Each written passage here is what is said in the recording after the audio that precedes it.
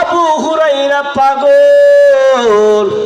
আবু হুরায়রা বলে, রে মদিনার ছোট ছোট বাচ্চারা, না না, আমি আবু হুরায়রা পাগল না, আমি আবু হুরায়রা জাহান্নামের আসামি, আমি আবু হুরায়রা পাগল না। এই বলে মদিনার গলিতে গলিতে দৌড়াই আর জোরে জোরে কান্না করে। কোথাও আল্লাহর বান্দিকে কোথাও খুঁজে পাওয়া যায় না। হঠাৎ করে দৌড়িয়া দেখে এক জায়গার মধ্যে আল্লাহর বান্দি জাহান্নামের ভয়ে কান্না করতেছে, চুলগুলা এলোমেলো অবস্থায়। এর নবীর উম্মতের দল, পয়গম্বরের সাহাবী আবু হুরায়রা বলল, আল্লাহর বান্দি চলো মায়ার নবীর দরবারে চলো। আল্লাহর বান্দিকে নিয়ে যখন মায়ার নবীর দরবারে যাই, আল্লাহর পয়গম্বর আমার মায়ার নবী আবু হুরায়রা এবং ওই আল্লাহর বান্দিকে তওবা করাইয়া দিলেন। মায়ার নবী বলে, আবু হুরায়রা, তোমার এবং আল্লাহর বান্দির পিছনের সব গুনাহগুলো আল্লাহ মাফ করে দিয়েছি। এর নবীর উম্মতের দল, অতএব আপনি আমার জিন্দেগিতে কত গুনাহ করলাম, যেই গুনাহের ব্যাপারে দুনিয়ার জমিনের কেউ যদি না জানে, জানে একজন, তিনি হলেন আমার আল্লাহ। এর নবীর উম্মত, এখনো সময় আছে, আল্লাহ তাআলার দরবারে তওবা করো।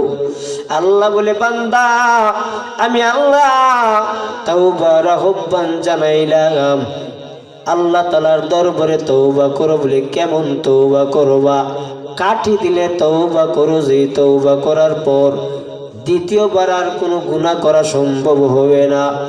এর নবীর উম্মত, অতএব আপনি আমার গুনাহের ব্যাপারে মায়ার নবী বলেন, ও আল্লাহর উম্মতের দল, আল্লাহ তাআলা তোমাকে জিহ্বা দান করলেন, মুখ দিলেন, চোখ দিলেন, হাত দিলেন। আপনি আমার জবানের গুনাহ হয়, আপনি আমার হাতের গুনাহ হয়, চোখের গুনাহ হয়, জবানের গুনাহ হয়। এর নবীর উম্মতের দল, অতএব আল্লাহ তাআলার দরবারে সিজদায় পড়িয়া কান্না করো, বলো, আল্লাহর জিন্দেগিতে কোনোদিন গুনাহ করব না। ও নবীর উম্মত, মাথা ব্যথা করলে যেমন ঔষধের জাম্বালা। সাদাকাল্লাহু মাওলানাল আযীম ওয়া সাদাকা রাসূলুহুন নাবিয়্যুল উম্মিয়্যুল কারীম ওয়া নাহনু আলা যালিকা মিনাশ শাহিদিনা ওয়াশ শাকিরিনা ওয়াজ যাকিরিন والحمد لله رب العالمين. اللهم صل على روح محمد في الأرواح وعلى جسد محمد في الأجساد وعلى قلب محمد في القلوب وعلى قبر محمد في القبور.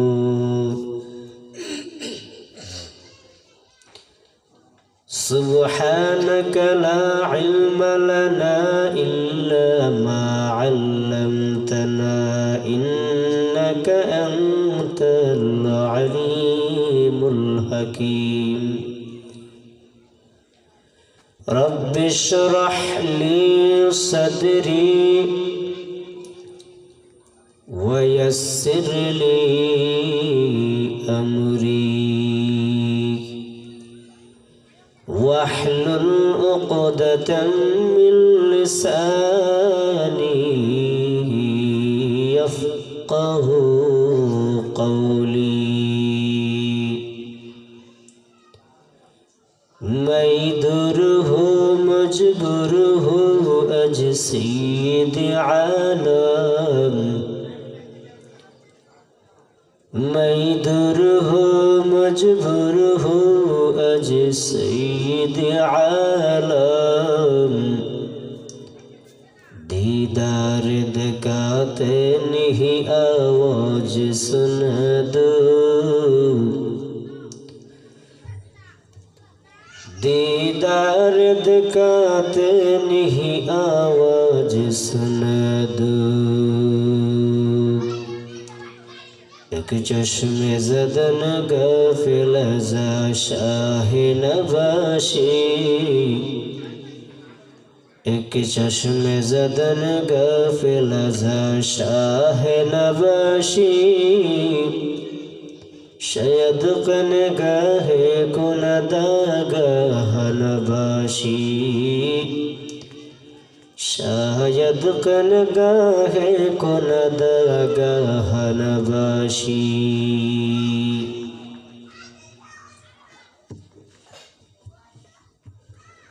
नजरपुर আব্দুল হামিদ মাস্টার সাহেবের বাড়িতে এসালে সওয়াব উপলক্ষে 2 দিন ব্যাপী আজ সমাপনী দিনের সম্মানিত সভাপতি প্রধান অতিথি বিশেষ অতিথিবৃন্দ মুআজ্জাজ মুকাররম জাতির মাতার মুকুট ওরাসাতুল আম্বিয়া হযরতে উলামায়ে কেরাম দূর দূরান্ত থেকে আগত আল্লাহ পাকের আশিকিন জাকিরিন শাকিরিন মুহিব্বিন মুরব্বিন আওয়াম কলিজার টুকরা আমার সমবয়সী বন্ধুগণ স্নেহের ছোট ভাই পর্দার আড়ালের অত্যন্ত শ্রদ্ধেয় সম্মানিতা মা ও বোনেরা দয়াময় আল্লাহ পাক রব্বুল আলামিনের দরবারে অত্যন্ত শুকর ও সুজুদ যে আল্লাহ পাক রব্বুল আলামিন আমাদেরকে অত্যন্ত দয়া ও মায়া করে মহব্বত করে ভালোবেসে আজকের এই জান্নাতের বাগানে বেহেশতের বাগানে তথাপি উলামায়ে কেরামদের মজলিসে আশিকিন জাকিরিনদের মজলিসে গুনাহ মাফের মজলিসে 10 মায়ের 10 সন্তানকে আপন হয়ে একই জায়গায় জুড়ে মিলে বসার তৌফিকটুকু দান করেছেন এই জন্যই সকলেরই অন্তরের অন্তঃস্থল থেকে জোরে সুরে উচ্চ সুরে একই আওয়াজে বলিষ্ঠ কণ্ঠে কালিমাতুশ শুকর আদায় করি আলহামদুলিল্লাহ লক্ষ কোটি দরুদ ও সালাম বিশ্ব মানবতার কান্ডারি বিশ্বের মুক্তির দিশারি সাইয়্যিদুল মুরসালিন খাতামুন নবিয়্যিন সাইয়্যিদুস সাকালাইন ইমামুল মুরসালিন रहमत आलम आज़म आक़ाए नमदर ताजदर मदीना सरकार दो आलम नबी मुहम्मदुर रसूलुल्लाह सल्लल्लाहु अलैहि वसल्लम আমি আপনাদের সম্মুখে পবিত্র কালামুল্লাহ শরীফ থেকে একখানা আয়াতে কারিমার অংশটুকু তেলাওয়াত করলাম মহানবী শেষ নবী শ্রেষ্ঠ নবী মুহাম্মদুর রাসূলুল্লাহ সাল্লাল্লাহু আলাইহি ওয়াসাল্লামের অসংখ্য অগণিত অমীয় বাণী পবিত্র হাদিস শরীফের মধ্য থেকে একখানা হাদিস শরীফ তেলাওয়াত করলাম কোরআন এবং হাদিসকে সামনে রেখে কিছু কথা আপনাদের সম্মুখে আল্লাহ তাআলা যেন আমার এই জবান দ্বারা সঠিক অর্থ সঠিক ব্যাখ্যা সহকারে বলার তৌফিক এবং আপনাদেরকে আমলের নিয়তে ইখলাসের নিয়তে তাকওয়ার নিয়তে শোনার তৌফিক দান করুক সকলে বলি আমিন আল্লাহ তাআলা বলেন ইয়া আইয়ুহাল্লাযীনা আমানু তুবু ইলাল্লাহ হে দুনিয়ার মুমিন মুমিনাত ধনী গরীব সাদা কালো দেশি বিদেশি যারা আল্লাহ তাআলার উপর ঈমান আনয়ন করিয়াছো মুমিন তোমরা আল্লাহ তাআলার দরবারে তওবা করো কেমন তওবা তাওবাতান নাসুহা কাটি দিলে তওবা আল্লাহর রাসূল বলেন, আত-তাইবু মিনাল যামবি কামান লা যামবা লা। তাওবাকারী ব্যক্তি সে ব্যক্তির মতো হয়ে যায় যে ব্যক্তির কোনো গুনাহ নাই। এই হলো আয়াত এবং হাদিসের সংক্ষিপ্ত আকারের তরজমা। এবার কিছু বিস্তারিত আলোচনা। আপনাদের কি ঘুম ধরছে? আলোচনা শুরু করবো ইনশাআল্লাহ। আপনারা যেখানে বসে আছেন, আল্লাহর রাসূল বলেন, যে জায়গাতে কোরআন এবং হাদিসের আলোচনা হয় সেই জায়গাটা জান্নাতের বাগান। জান্নাতের বাগানে বসে কি সুবহানাল্লাহ আসতে না জোরে? জবানটা করে বলেন সুবহানাল্লাহ। মমতাজের গানের আওয়াজ শুনলে তো আওয়াজে থাকা যায় না, ঘরের ভিতরে ঘুমে। কথা বলেন ঠিক নেই? কিন্তু যে আল্লাহ জবান দান করেছেন, যে আল্লাহ চক্ষু দান করেছেন, সে আল্লাহর নাম নিতে গিয়ে জবান দ্বারা সুবহানাল্লাহ আসে না। আমাদের মতো নাফরমান বান্দা দুনিয়ার জমিনে কেউই নেই। জবানটা কে দান করলো? সবাই বলেন। আপনার এই আল্লাহ শব্দ শুনিয়া ঘুমন্ত ব্যক্তি ঘুম থেকে উঠে যেন আসতে বাধ্য হয়, দোকানদারওয়ালা দোকান বন্ধ করিয়া এই মাহফিলে আসতে যেন বাধ্য হয়। বলেন আল্লাহু আকবার। আরো জোরে বলেন আল্লাহু আকবার। আপনি আমার জীবনে গুনাহ আছে না নাই? সবাই বলেন আছে না নাই? কেউ বুকে হাত দিয়ে বলতে পারবেন যে আমার কোন জিন্দেগিতে কোনো গুনাহ নাই? তো আল্লাহ বলে তাওবার আহ্বান জানাইলাম, কারণ আপনি আমার জিন্দেগিতে কম গুনাহ করি নাই। গুনাহের কারণে আমাদের জন্য আল্লাহ তাআলা পরীক্ষা স্বরূপ কিছু গজব নাজিল করেন। যেমন কয়েকদিন আগে ভূমিকম্প হয়েছে। কথা বলেন ঠিক নেই? মেডিকেল সায়েন্স অনুযায়ী বৈজ্ঞানিকরা বলেন যে এই ভূমিকম্পর একটা নিদর্শন হলো যে দুইটা প্লেট যখন তার গতি থেকে আস্তে আস্তে চলে, একটা যখন অপরটার উপরে উঠে যায় তখন জমিনটা নাড়াবে। এটা হলো মেডিকেল সায়েন্স, ডাক্তারদের কথা, বৈজ্ঞানিকের কথা। কিন্তু আমাদের কথা হলো কোরআন দিয়ে কথা হবে। কথা বলেন ঠিক না বেঠিক? রাসূল বলেছেন, যেই দেশে বেশি গুনাহ হয় সেই দেশে আল্লাহর গজব নাজিল হয়। কার কথা? আরো জোরে বলেন কার কথা? মাথার ব্যথা করলে ঔষধের প্রয়োজন হয়, পেটের ব্যথা করলে ঔষধের প্রয়োজন আছে না নাই? মাথার ব্যথা করলে যেমন ডাক্তারের কাছে দৌড়াই, শরীর অসুস্থ হয়ে গেল ডাক্তারের কাছে দৌড়াই। আল্লাহ বলেন, বান্দা তোর বডির চিকিৎসা করার জন্য, বডিকে সুস্থ রাখার জন্য যেমন ডাক্তারের কাছে দৌড়াও, ঠিক তেমনি ভাবে তোমার বডির ভিতরে একটা রূহ আছে, সেটা যখন অসুস্থ হয়ে পড়িয়া যায়, সেই রূহকে সুস্থ করার জন্য এক নাম্বার মেডিসিন হলো কোরআন নামক ঔষধ লাগাইয়া দাও, তওবা নামক ওষুধ লাগাইয়া দাও, সঙ্গে সঙ্গে তোমার রূহুর রূপ বালা হয়ে যাবে। এই জন্য আল্লাহ বলেন, ইয়া আইয়ুহাল্লাযীনা আমানু তুবু ইলাল্লাহ। আল্লাহ বলে, রে মুমিন, আমি আল্লাহ তাওবার আহ্বান জানালাম। কেমন তাওবা? ও আল্লাহর গোলাম, আপনি আমার জিন্দেগিতে কম গুনাহ করি নাই। কথা বলেন ঠিক নেই? আল্লাহ বলে, বান্দা তাওবার আহ্বান জানালাম, কারণ হলো তোমার জীবনে কত গুনাহ করিয়াছো দুনিয়ার জমিনে কেউ জানে না, কেউ জানে না। জানে একজন, তিনার নাম কি?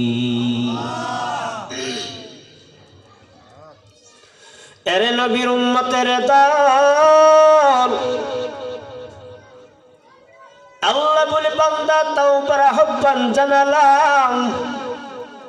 কিভাবে তওবা করবা, কোন সিস্টেমে তওবা করবা, কোন পদ্ধতি করবা, সেই পদ্ধতিও আমি আল্লাহ কোরআনের ভিতরে বাতায়া দিলাম।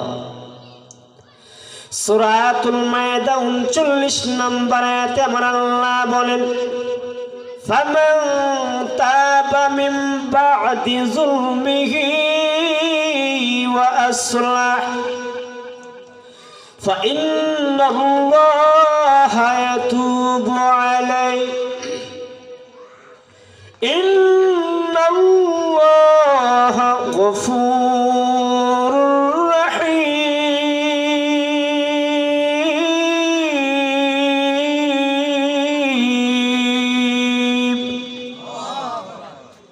আল্লাহর কোরআন শুনলে আল্লাহু আকবার বলতে কি মন চায় না? কথা বলেন না কেন? কোরআন শুনলে কি ভালো লাগে না? ও নবীর উম্মত, আমার আল্লাহ বলেন বান্দা কোরআন হলো অন্তরের খাবার, তোমার রুহুর খাবার হলো একমাত্র আল্লাহর কোরআন।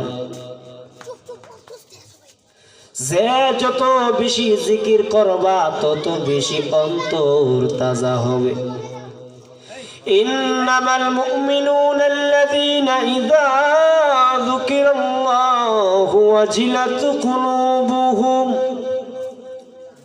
ওয়া ইযা তুলিয়াত আলাইহিম আয়াতুহু যাদাতুহুম ঈমানা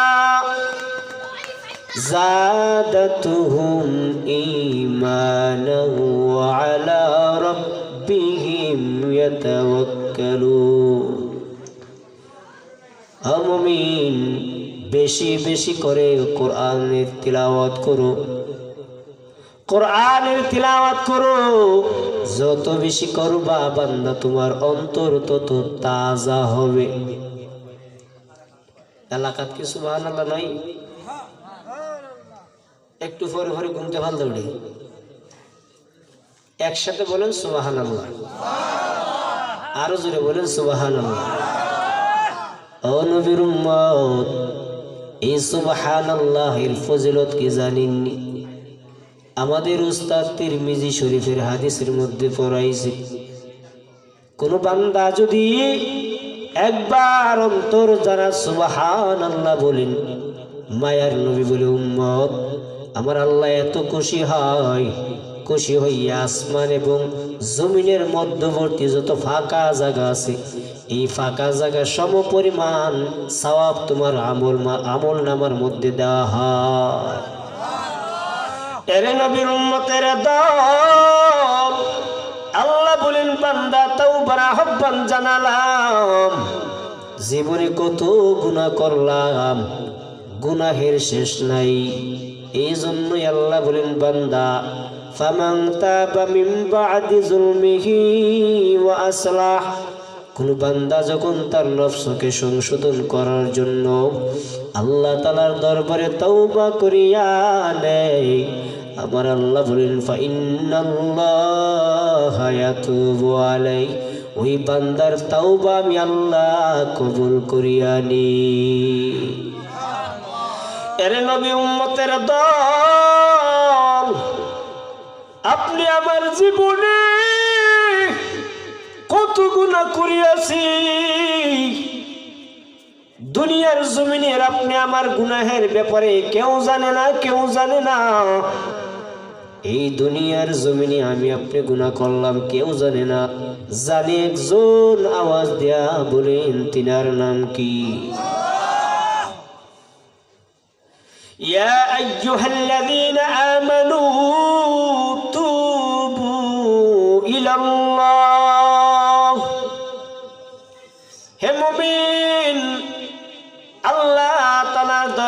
তওবা করিয়া নাও। কেমন তওবা করবা বলে কাটি দিলে তওবা করো। একবার তওবা করলে জিন্দেগিতে আর কোনোদিন গুনাহ করব না। ও নবীর উম্মত, এই জন্যই নফসকে সংশোধন করার জন্য আল্লাহ তাআলার দরবারে তওবা করো। মায়ার নবীর সাহাবী দাহিয়াতুল কলবি মায়ার নবীর দরবারে এসে এত জোরে জোরে কান্না করে চোখ দিয়া পানি ছাড়ে। মায়ার নবী বলে, দাহিয়া তুমি কেন কান্না করো? তোমাকে তো আমি ইসলামের ভিতরে জোর করে প্রবেশ করাই নাই, তুমি নিজের ইচ্ছায় ইসলামের ভিতরে ঢুকলা, এখন কেন কান্না করো? দাহিয়াতুল কলবি বলেন, পয়গম্বর আমি ইসলামের ভিতরে ঢোকার জন্য কান্না করি নাই। ও পয়গম্বর আমি কেন কান্না করি জানেন? আইয়ামে জাহিলিয়াতের যুগে কারো ঘরে কন্যা সন্তান হইলে জীবন্ত অবস্থায় কবর দেওয়া হইত। ও মায়ার নবী, ওই আইয়ামে জাহিলিয়াতের যুগে কারো ঘরে কন্যা সন্তান হইলে জীবন্ত অবস্থায় কবর দেওয়া হইত। ও পয়গম্বর আমারও একটা কন্যা সন্তান ছিল। আমি সফরে ছিলাম, বাড়িতে আসিয়া দেখি এত সুন্দর একটা কন্যা সন্তান। আমার স্ত্রীকে জিজ্ঞাসা করলাম, এই সন্তান কার? এর নবীর উম্মত। স্ত্রী বলল, এটা আপনার সন্তান। সুন্দর দেখে আমি তার নাম রাখলাম জামেলা। দাহিয়াতুল কলবি মায়ার নবীর দরবারে কান্না করে বলে, পয়গম্বর আমার ওই কন্যা সন্তানটাকে আমি নিজ হাতে জীবন্ত অবস্থায় কবর দিলাম। গর্ত করিয়া যখন গর্ত খনন করলাম, খনন করার পর যখন গর্তের মধ্যে ফালাইলাম, আমার মেয়েটা বারবার কান্না করে আর বাবা বাবা বলিয়া চিৎকার করি। কিন্তু আমি বাবা হইয়া আমার অন্তরে একটু মায়া লাগলো না। ও মায়ার নবী, আমি কিসের জন্য কান্না করি জানেন? আমি একমাত্র কান্না করি, আমি কাইতে বসলেও মায়া আঠার কান্নার আওয়াজ। আমি যখন ঘুমাইতে যাই ও মায়ার নবী, আমি ঘুমাইতে পারি না, আমার সন্তানের কান্নার আওয়াজ। আমি পয়গম্বর ইসলামের ভিতরে প্রবেশ করার জন্য কান্না আমি করি নাই। আমি তো টেনশনে পড়ে গেলাম, আমি যদি এই মুহূর্তে দুনিয়ার জমিন ছেড়ে চলে যাই, আমার কন্যা সন্তান যদি আল্লাহ তাআলার দরবারে আসিয়া যদি আমার নামে মামলা করিয়া দেয়, যদি মেয়ের মামলার কারণে আমি জাহান্নামের আগুনে চলিয়া যাই, কি হবে? আমি দাহিয়ার সেই দিন কি হবে উপায়? আমার মায়ার নবী বলে, রে দাহিয়া, তুমি তো সেই সময় ছিলে বেঈমান, ঈমান আনো নাই।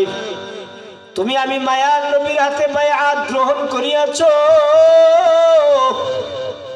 ও দাহিয়া, ভালো করে শুনিয়া নাও, তুমি যেই সময় থেকে আমি মায়ার নবীর হাতে বায়াত গ্রহণ করিয়াছ, আমার দয়াময় আল্লাহ রহমান আর রহিম নবীর খাতিরে তুমি দাহিয়ার পিছনের সব গুনাহগুলো আমার আল্লাহ মাফ করে দিয়েছি। या इलाही तू मेरा माबूद है, या इलाही तू मेरा माशूक है। अल्लाह अल्लाह क्या मुबारक नाम है, अल्लाह अल्लाह आशिकों का काम है। আরে নবীর উম্মতের দল, আমার আল্লাহ বলে বান্দা বান্দির দল, হাজারো হাজারো অন্যায় করার পর যখন আমি আল্লাহ তাআলার দরবারে আসিয়া তওবা করবি আর চোখের পানিটা ছেড়ে কান্না করবি, আমি আল্লাহ তোর চোখের পানিটা নাকের ডগায় আসার আগে আগে তোর জিন্দেগির সব গুনাহগুলো আমি আল্লাহ মাফ করে দেব। ইয়া আইয়ুহাল্লাযীনা আমানু তুবু ইলাল্লাহ, হে মুমিন আল্লাহ তাআলার দরবারে কাটি দিলে তওবা করো। যেই তওবা করার পর দ্বিতীয়বার আর গুনাহ করা সম্ভব না।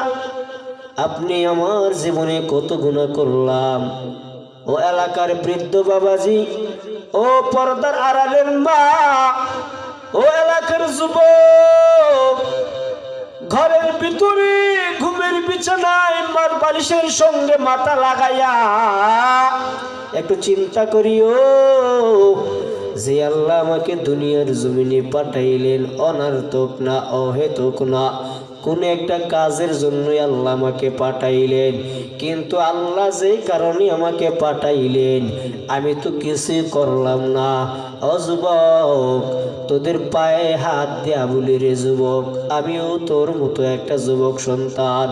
তোর মন চাই সারাদিন ঘোরাঘুরি করবি, নামাজ পড়বি না, তোমার মতো মনটা আমারও চায় রে যুবক, কিন্তু আমি কেন পারি না রে যুবক। আমি আল্লাহর কোরআন পড়ে দেখলাম রে যুবক, আমি মায়ার নবীর হাদিস পড়লাম রে যুবক। আল্লাহর কোরআন বড় সত্যবাণী, সত্য। আল্লাহর কোরআনে কোথাও মিথ্যার কোন আশ্রয় নাই, মায়ার নবীর হাদিসের মধ্যে মিথ্যার কোন আশ্রয় নাই। আল্লাহর কোরআন পড়ে দেখলাম রে যুবক, আল্লাহর কোরআন পড়ে দেখলাম রে যুবক, কবরের আযাব বড় কঠিন আযাব, ওই কবরের আযাব বড় কঠিন আযাব। মায়ার নবী বলে উম্মত, এক যারা পরিমাণ গুনাহ নিয়ে যদি কবরে যাও, ওই কবরের আযাব সহ্য করার মতো দুনিয়ার কোনো মানুষ নাই। এই জন্যই আল্লাহ বলেন বান্দা তওবার আহ্বান জানাইলাম। জীবনে কত গুনাহ করলা, কত গুনাহ করলা, ঘরের ভিতরে দরজা লাগাইয়া কানের মধ্যে হেডফোন দিয়া ও যুবক অশ্লীল ছবির মধ্যে মগ্ন রে যুবক। আল্লাহ না করুক সেই সময় যদি আজরাইল আসিয়া ধাক্কা মারিয়া দেয়, ও যুবক বলো সেই সময় কি হবে তোমার আমার উপায়? শ্বাস টানতেছে, শ্বাস টানি। অতএব আপনি আমার তওবা করার দরকার আছে না নাই? নাই, তওবা করার দরকার নাই। বলেন না কেন, তওবার দরকার আছে না নাই? আল্লাহ বলেন ইয়া আইয়ুহাল্লাযীনা আমানু তুবু ইলাল্লাহ, আল্লাহ তাআলার দরবারে তওবা করো। ও যুবক, ও বৃদ্ধ বাবাজি, ও পর্দার আড়ালের মা, বুকে হাত দিয়া বলতে পারবেন না আপনি আমার জীবনে কোনো গুনাহ নেই? না না, আপনি আমার জীবনে গুনার অভাব নাই। ও নবীর উম্মত, এখনো সময় আছে, আল্লাহ তাআলার দরবারে তওবা করিয়া নাও। কারণ কার কখন মৃত্যুবরণ হয়ে যায় সে খবর কিন্তু কারো জানা নাই। এই মাহফিল থেকে বাড়ি পর্যন্ত যাইতে পারবেন কোনো গ্যারান্টি আসেনি। যেই জিনিসের গ্যারান্টি নাই সেই জিনিস নিয়ে বড়াই করার কোনো প্রশ্নই আসে না।